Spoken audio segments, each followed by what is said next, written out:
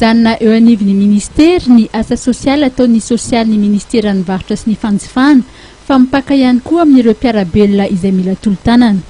Amin'izao akatoky ny fety izao dia nisy ny fanangonana fanampiana ho an'ny akaniny marenina nataony teo anivon'ny ministera ny varotra sy ny fanjifana izay natolotra ny resultenan'ny akama teny amin'ny fobetoeran'ny ministera teny Ambohiday androany. Sambatra kokoa ny manome noho ny mandray raha nambaran'ny ministra Nordine Shabani tao anatin'ny lahateniny. Mahasambatra kokoa ny manome toy izay ny mandray. Sambatra tsika ankehitriny satria nanome.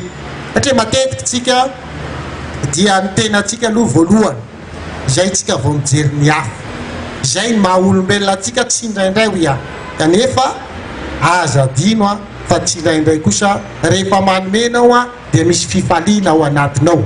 Ary zay ny mahazava-dehibe zay zavatra zay. Ary zay isorako anareo izay misahana ny sosialy ny mpiasa indrindrandrindra ianareo mpiara-miasa. Ny tsinjo indrindrandrindra ireo sahirana izay anisany hoe ny angaran'Andriamanitra fa io moa zany hoe izay le fiainana izay Ronjato latsaka kely eo ireo mpianatra eo anivon'ny akama isitraka izany ary naneo fisaorana sy fakasitrana ny solotenan'izy ireo.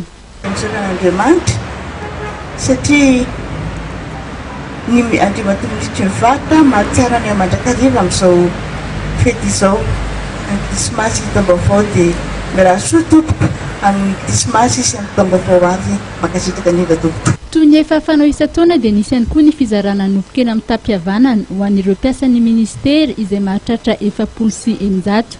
Nozaraina vary, menaka, akoho ary siramamy izy ireo amin'izao akatoky ny fety izao.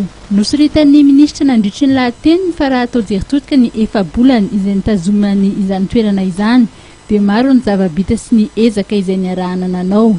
Saika nahitana fianana avokoa ankehitriny ny vidin'ireo entana ilaina amin'ny andavanandro. Marena fa nandritry ny filakevitry ny gouvernemanta izay nitanterana teny Mazarivo Omaly dia voalaza fa manohy ny asa ny task force izay napetraka teo anivon'ny ministera ny varotra sy ny fanjifana iarahana amin'ny ministera hafa mba hiadina amin'ny fiakaran'ny vidin'ny vary. Ary tsikaritra fa tena nahitana vidinana ny vidin'ny vary nafarana ary tsy hisy atahorana izany hatramin'ny volana Janoary 2022.